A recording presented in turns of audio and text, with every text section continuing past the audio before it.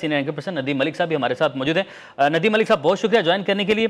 Sir, बड़ा वाजे और बड़ा क्लियर था जो आज का खिताब था, और सबसे अहम बात जो ग्रैंड जिरगे के साथ जो लोग दहशतगर्दी से मुतासिर थे, जिन लोगों के कुछ ये शिकायत थी, उन्हें निगलेक्ट किया गया, उनके बीच में बैठकर दो टोक अल्फाज में ये सब कुछ वाजे करके बताना कि पाक फौज आपके साथ है, और अगर सरहद पार से भी कोई अगर ऐसी शरारत करता है, एहसान फरामोशी करता है, तो मुंह तोड़ जवाब दिया जाएगा।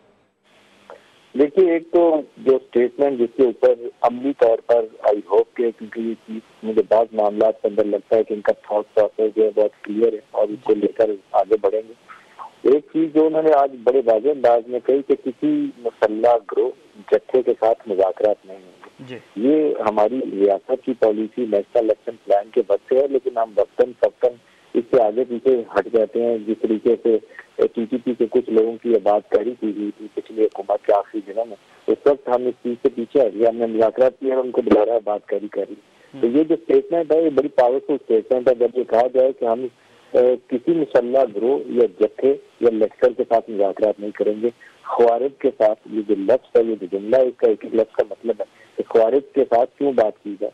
और फिर उन्होंने फौज का ये जो स्लोगन है ईमान, जिहाद और तकवा, उसका भी दोबारा तज़किरा किया।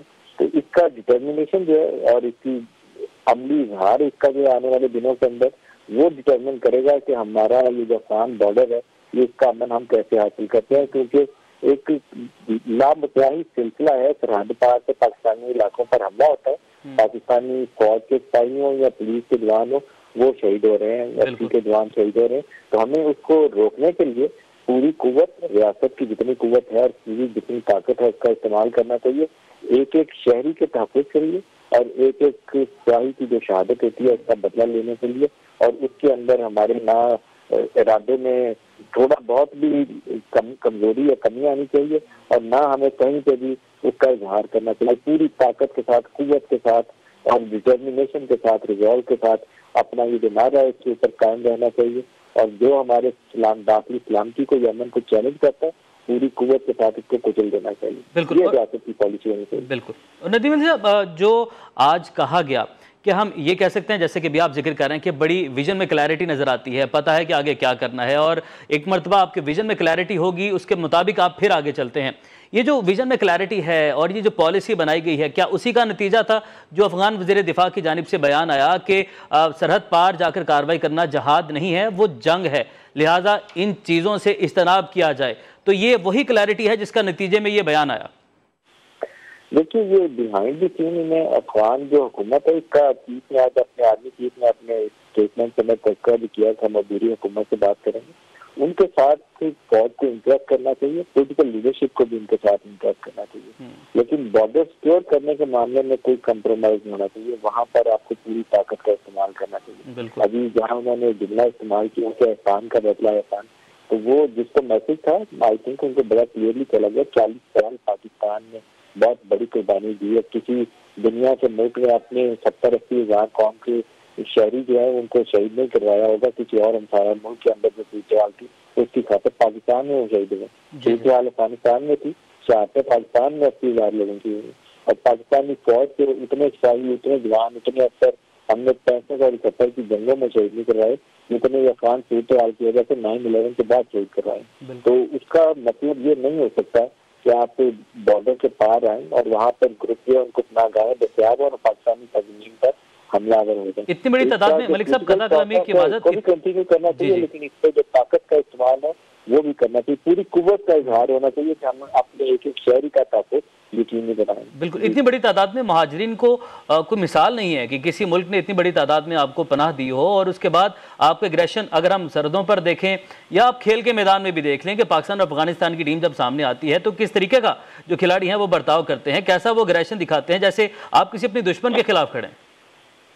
देखिए कि अफगान हमारा हमसाया मुल्क है, भाई है हमारे, पूरी मोहब्बत का उनसे इजहार होना चाहिए। पूरी तरीके से जिस तरीके से हम उनसे मदद कर सकते हैं मदद करनी। बिल्कुल। लेकिन जहाद अफगानिस्तान के दिनों में जब सोवियत यूनियन के खिलाफ यहाँ पर एक बाकायदा पूरी दुनिया ने, इंटरनेशनली अमेरिका ने और यूरोप ने, सारे ने इस प्रोसेस के अंदर हिस्सा लिया था, तो ये सोवियत यूनियन के बढ़ते हुए कदम है उनको यहाँ रोकना है। पाकिस्तानी सरजमीन को लॉन्च पैड के लिए इस्तेमाल किया गया था।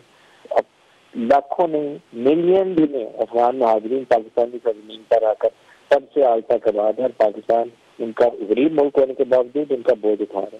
اب یہ جو افغانستان کی آبادی ہے وہاں گندم کی ضروریات ہیں, وہاں خوراک کی ضروریات ہیں, وہاں چینی چاہیے, کھاد چاہیے, تو پاکستانی علاقوں سے جاتی ہے. یہاں جو آٹے کا گندم کا بحران پیدا ہوتا ہے, چینی کی قیمتوں کا دباؤ آتا ہے, آپ کو کھاد کی شارٹیجز ملتی ہے, تو یہاں سے اب 4 کروڑ جو اضافی افغان عوام کی ضروریات ہے وہ بھی پاکستانی سرزمین سے جا کر پوری ہوتی ہے.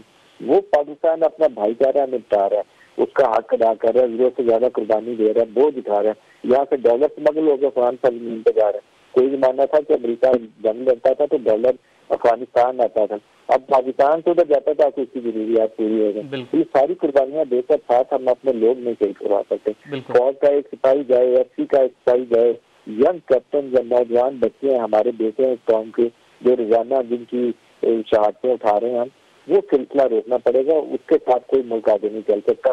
اس کے لیے ڈائلاگ جو افغان حکومت سے چاہیے وہ بھی کرنا چاہیے, فارن آفس کی سطح پر بھی بات کرنی چاہیے, اور سیکورٹی کے اداروں کو بھرپور قوت کے ساتھ اس چیز کو انشور کرنا چاہیے کہ سرحد پار سے کوئی ایک بھی حملہ جو ہے نا ہو نہ پائے. اگر کوئی کرنے کی کوشش کرتا ہے تو مکمل طور پر اس کو کچل. اور ندیم ملک صاحب ایک اور بڑا اہم نقطہ, اگر ہم احسانات کی بات کریں, احسان فراموشی کی بھی بات کی گئی ہے, اگر ہم احسانات کو گننا شروع کریں تو وہ ختم نہیں ہو سکتے. آپ کے جو یہاں پر مہاجرین ہیں اتنی بڑی تعداد میں, ملینز میں اس کی تعداد ہے, پاکستان کے ہر شہر میں, ہر بڑے شہر میں کاروبار کر رہے ہیں, با وقار زندگیاں اپنی گزار رہے ہیں. اگر ابھی بھی جو افغان شہری ہیں انہوں نے افغانستان سے باہر جانا ہے, کسی بیرون ملک جانا ہے, تو پاکستان میں آ کر وہ اپنا ویزا لگواتے ہیں, یعنی کہ پاکستان کے ذریعے ہی ان کے تمام جو معاملات ہیں وہ چل رہے ہیں. لیکن اس کے باوجود احسان فراموشی کی جاتی ہے. تو یہ جو آج پیغام تھا, جو ہماری فورن پالیسی ہے اس کے مطابق بھی وہ سلسلہ تو جاری تھا, ڈسکشن تو ان کی حکومت سے مسلسل جاری رہتی ہے, لیکن اس کے باوجود بھی کچھ رزلٹ نہیں آ رہے تھے. تو یہ پیغام بڑا ضروری تھا اس وقت.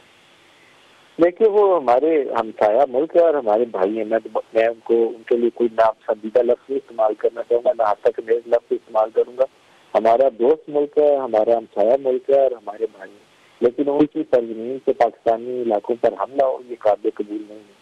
ٹی ٹی پی کی پناہ گاہیں اس وقت افغان سرزمین کے اوپر ہیں, داعش کی پناہ گاہیں اس وقت افغان سرزمین کے اوپر ہیں. داعش کو یہاں لا کر بسانے والا امریکہ جن دنوں طالبان کے ساتھ برسنے کے ساتھ تھا اور اس کو قابو نہیں کر پا رہا تھا, تو اس نے داعش کو پاکستانی بارڈر ایریا کے قریب لا کر اسٹرینتھن ہونے میں مدد دی تھی. اس لیے کہ یہ طالبان سے بھی لڑیں گے, اور ان کا جب امریکی فوجوں کا یہاں سے انخلا ہوگا تو آئندہ پاکستان جتے گا. یہ گلوبل پالیٹکس کی ایک بہت بھیانک شکل تھی جس کا ہم نے ماضی میں بھی سامنا کیا, اور آج یہ جو تازہ ہم نے اس میں بھی سامنا کر رہے ہیں.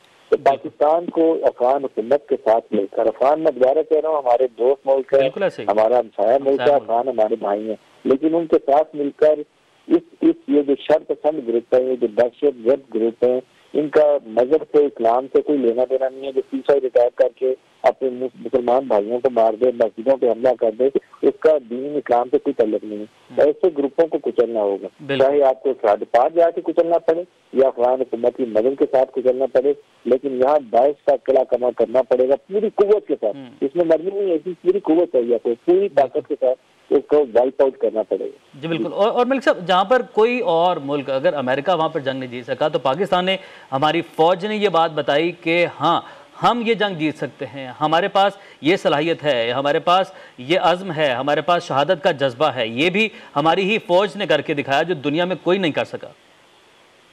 دیکھیے کہ افغانستان کی سرزمین ایسی ہے, وہ گریو یارڈ آف انفائر اس کو کہا جاتا ہے. وہاں پر اب آپ کسی کو اسٹون ایج میں لے جا کے ساری عمر لڑتے رہیں تو وہ لڑتے رہیں گے ایک بندوق لے کر, اور آج کل دنیا نے یہ طریقہ کار اتنا سیکھ لیا ہے کہ آپ کو پراکسی کے ذریعے ساری عمر وہ انگیز رکھ سکتے ہیں. تو وہ افغان سرزمین کے اوپر ہمیں کوئی لمبی جنگ نہیں لڑنی, ہمیں اپنے علاقوں کا امن چاہیے, اور اس امن کو جو بھی خراب کرنے کی کوشش کرے یا اس کو چیلنج کرے, وہاں ریاست کو اپنی ریٹ اسٹیبلش کرنی ہے.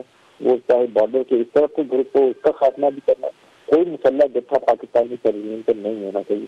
یہاں ریاست اور ریاستی اداروں کا کام ہے امن و امان قائم کرنا. کوئی پرائیویٹ ملیشیا, کوئی جتھا, کوئی لشکر پاکستانی سرزمین پر نہیں ہونا چاہیے. اسی طریقے سے بارڈر پار سے جو یہ جتھے یا لشکر یا ٹی ٹی پی ہے یا داعش ہے, وہ جہاں پر بھی گروپ ہو رہے ہیں پاکستانی علاقوں پر حملہ کر رہے ہیں, پاکستان کو میک شیئر کرنا چاہیے کہ افغان حکومت کے قانون سے ان کا 100% خاتمہ یقینی بنا. ٹھیک ہے. اور ملک صاحب جو سیکٹریٹ قائم کیا جائے گا، قبائل کے جو انضمام شدہ قبائل ہیں یہاں پر جو علاقے ہیں حکومت کی منظوری سے، یہ سیکٹریٹ یہاں پر قائم کیا جانا، ان علاقوں میں خوشحالی لانا، یہاں پر جو ترقیاتی منصوبے ہیں ان کے حوالے سے اعلان کرنا اس جرگے کے بیچ میں بیٹھ کر، یہ کتنا اہم تھا؟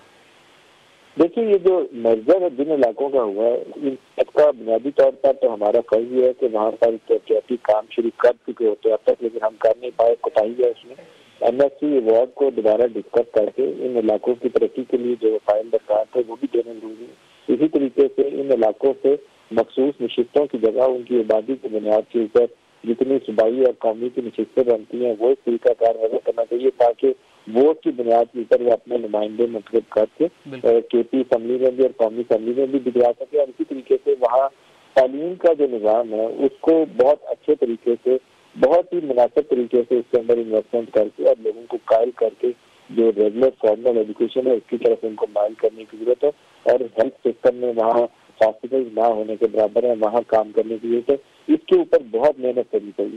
اس میں جو مرکزی حکومت ہے انہیں ان کی ضرورت سے زیادہ وسائل دینے چاہیے۔ اگر وہاں 100 ارب کی ضرورت ہے اور 150 ارب لگانے پڑتے ہیں تو لگانے چاہیے تاکہ وہاں پر باقی ملک کے قریب ترین اس کو لایا جا سکے۔ جس طریقے سے پسماندگی بلوچستان کے بعض علاقوں میں بہت زیادہ ہے تو وہاں پر آپ کو اضافی وسائل دینا تاکہ ان کی اپلفٹ کر کے ان کو باقی ملک کے جو بہتر ترقی یافتہ علاقے ہیں اس سے قریب لا سکے۔ اسی طریقے سے ٹریول ایریا جو ہے کام کرنے کی بہت ضرورت ہے، بہت پوٹینشیل ہے، بہت محنتی ہارڈ ورکنگ پاکستان سے محب وطن لوگ ہیں، پاکستان کی خاطر اپنی جانیں دینے والے، گھر بار چھوڑنے والے۔ 9/11 کے بعد جیسی صورتحال تھی جب یہاں ان علاقوں میں آپریشن ہوئے تو ملینز آف پیپل جو تھے وہ آئی ڈی پیز بنے، انٹرنلی ڈسپلیسڈ ہوئے، اپنا گھر بار چھوڑ کر انہیں باہر کیمپوں میں آ کے رہنا پڑا اس لیے کہ وہاں دہشت گردوں کا قبضہ تھا، اس کا سفارہ کیا جا سکے۔ اب فوج نے وہ مشکل جنگ جیتی ہے، آپ نے خیبر میں آپریشن کیا، اورنگزیب میں آپریشن کیا، ساؤتھ وزیرستان میں، نارتھ وزیرستان میں، بنیر میں، شانگلہ میں، پورے اس علاقے کو آپ نے کلیئر کیا۔ اب اس کو کلیئر کرنے کے بعد یہ یقینی بنانے کے لیے کہ وہاں دوبارہ دہشت گردوں اور انتہا پسندوں کا قبضہ نہیں ہوگا، ان لوگوں کو ایجوکیشن دینے کی، ان لوگوں کو اکنامک اپرچونیٹیز دینے کی اور ہیلتھ فیسلٹیز دینے کی ضرورت ہے۔ اس پر ریاست کو اپنا فرض ادا کرنا چاہیے۔ ٹھیک ہے، سینئر اینکر پرسن ندیم ملک صاحب ہمارے ساتھ موجود تھے، بڑی ڈیٹیل سے سر آپ نے اس پر ڈسکشن کیا، آپ کا بہت شکریہ۔ جنرل ریٹائر رضا محمد صاحب بھی ہمارے ساتھ موجود تھے، آپ کا بھی بہت شکریہ۔